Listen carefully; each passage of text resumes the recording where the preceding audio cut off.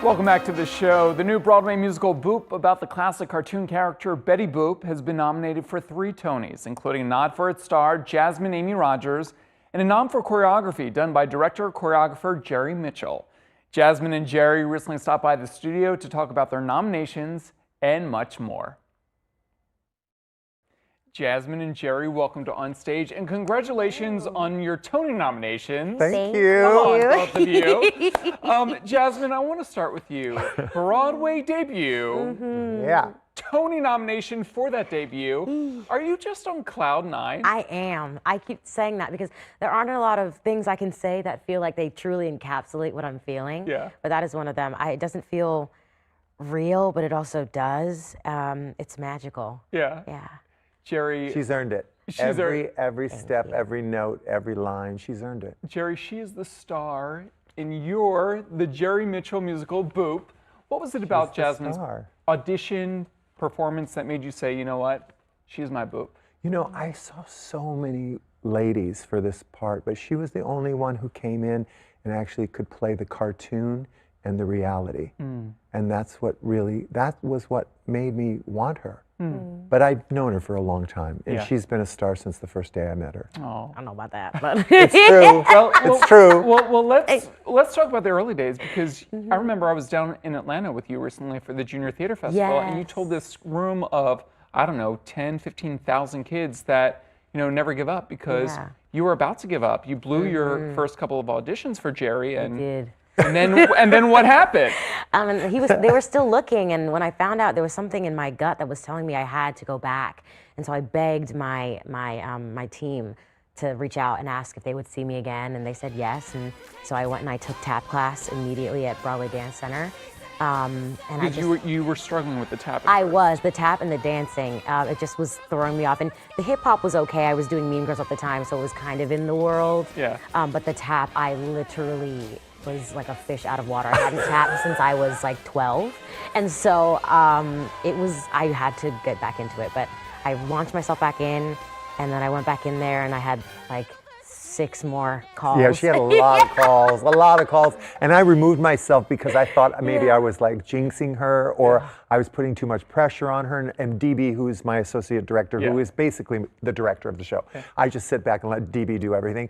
But she and DB hit it off, and I left them alone for a couple of times so they could just work like that and not worry about trying to please me. Don't try to please daddy. Literally, and it helped a lot. And so I was able to go back in, and they encouraged me to have confidence in myself, and that made all the difference. But also Bob Martin, our book writer, was in love with her and wanted her. And so it wasn't just me, it was I knew she could do it, but everyone on the team knew she could do it, including David and Susan and Bob. They all did. Well, A Star is Born. Yeah. A Star is Born from Betty Boop.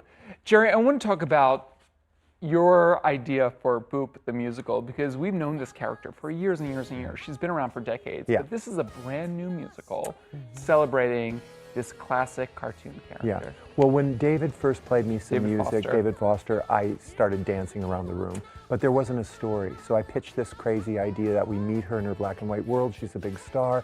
Something's missing. It's love. She comes to the real world. She finds it. And it follows her back, and when it kisses her, her world turns to color. So your life is never full of color till your life is full of love. This was 7 years before the Barbie movie, right?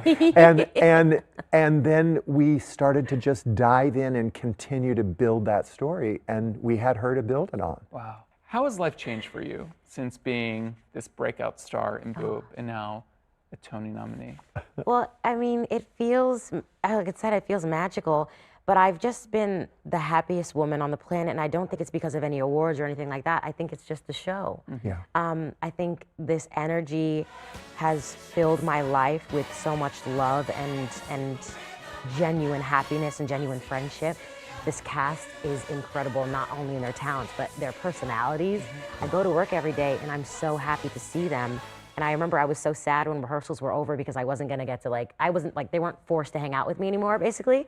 But I'm just full of a joy and a confidence and an ease that I haven't felt in a very, very long time, if ever. And you get Jasmine in Boop now playing at the Broadhurst Theater.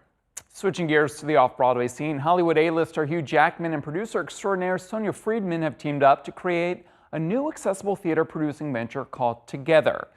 Together is currently in residence at Audible's Minetta Lane Theater with Sexual Misconduct of the Middle Classes, starring Jackman and Ella Beatty. Ella and her director Ian Rickson recently stopped by the onstage studio to chat about this very exciting new project. Ella, I want to start with you. You are performing in Sexual Misconduct of the Middle Classes, starring opposite Hugh Jackman, directed by you, Ian.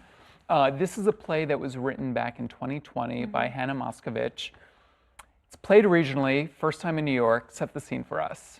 Yeah, it's about, I play Annie. It's a two-hander. Yes, Hugh plays John, and they're two people who have kind of an undeniable attraction and magnetism to each other, and we follow them over the course of their story, and we get to find out about their connection and how they meet.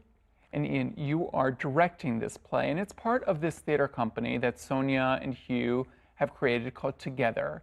And I love the mission of this theater company, and it's very important what you guys are doing. Just talk a little bit about that. I'm so glad you think that. There really is a manifesto, which is equal pay, minimal decor, half the seats in the audience are $35 or free.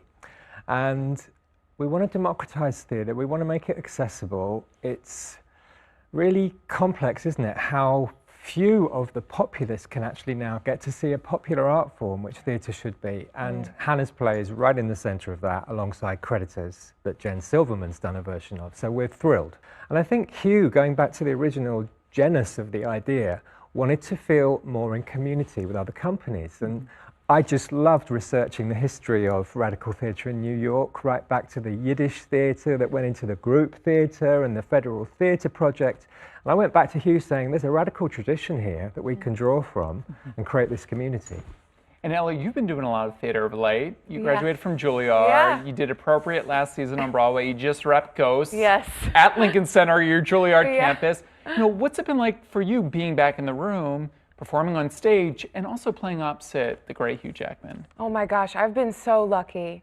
Yeah, it's really amazing to have had such different experiences, you know, 3 really different plays. I mean, Hugh is the most generous, warm, specific, open, soulful person, actor, scene partner you could ever wish to have. I mean, it's a dream come true. It's a dream. And I was reading, doing research on this interview and read that like you and Hugh get to the theater early to run lines even before rehearsal starts. Yeah, he was better about it than me.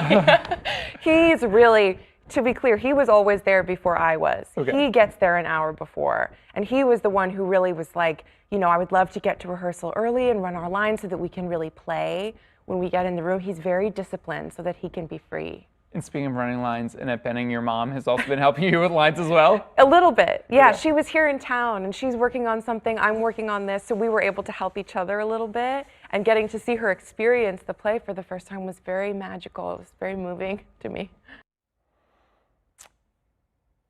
And you can catch Ella on stage alongside Hugh Jackman in Sexual Misconduct of the Middle Classes at Audible's Minetta Lane Theater. Thanks for watching our YouTube channel. For more premiere theater coverage and exclusive interviews, click the subscribe button.